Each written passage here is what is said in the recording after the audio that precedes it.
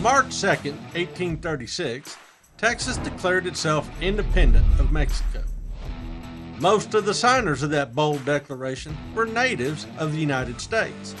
As such, they were the kind of men that made dictators nervous. Fire! The crisis that had led to bloodshed in 1835 was years in the making. Fire! Mexican autocrats, anxious at the growing energy and influence of Americans settling in Texas, sent General Manuel Mier y Terán to see what manner of men they were. He returned from the far northern frontera with bad news for the warlords in Mexico City. Texas could throw the whole nation into revolution. The whole population here is a mixture of strange and incoherent parts without parallel in our federation.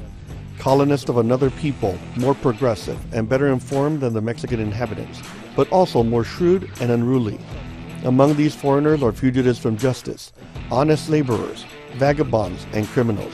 Honorable and dishonorable alike travel with their political constitution in their pockets, demanding the privileges, authority, and officers which such a constitution guarantees. Que esa constitución garantía.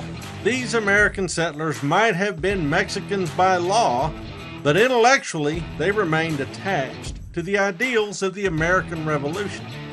Now, like their grandfathers before them, they declared their independence. Their document read, The Mexican government, by its colonization laws, invited and induced the Anglo-American population of Texas to colonize its wilderness under the pledged faith of a written constitution, that they should continue to enjoy that constitutional liberty and republican government to which they had been habituated in the land of their birth, the United States of America. In this expectation, they have been cruelly disappointed. The men who declared Texas independent were a diverse bunch. On average, these men were about 40 years old, with the youngest in his early 20s and the oldest in his 70s. Most of them were men entering middle-aged, most of them with families and obligations. By and large, they were born in the South, but a handful came from Pennsylvania, New York, and Massachusetts. Others were born in places like Ireland, England, and Canada. A few held enslaved people as property, but the overwhelming majority did not. Many were farmers, but there were as many merchants, land speculators, lawyers, and doctors as there were sodbusters. A few, including one who went by the name of the Ring-Tailed Panther, seemed to fit Mier y Terán's description as unruly. But mostly, they liked rules.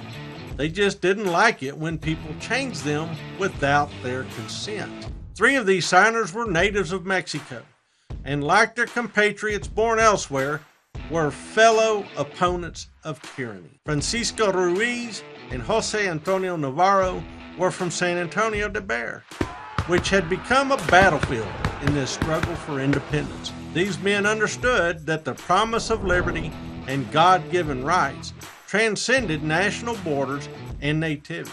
Lorenzo de Zavala, a native of the Yucatan, agreed. He was an important national politician who had been double-crossed by the potentates in Mexico City and saw Texas as a natural base of opposition. This diverse collection of risk-takers then announced the creation of a new nation, the Republic of Texas. The question that hung in the air that day was, what kind of country would it be? In 1776, the men who declared American independence in Philadelphia, those 2 generations before, had the idea of what their nation might be. The signers at Washington on the Brazos in 1836 knew exactly what it should be.